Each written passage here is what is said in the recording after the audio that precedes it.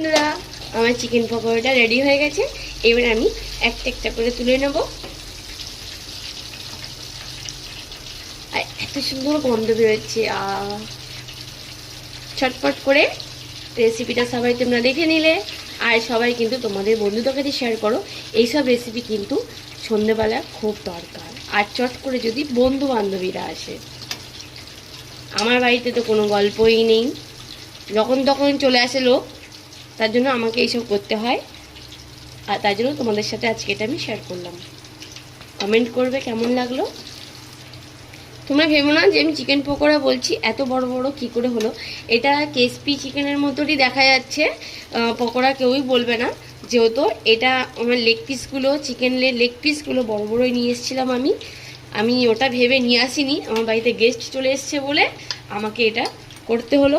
ভালোই হলো, আমার তোমাদেরকেও দেখানো হয়ে গেল।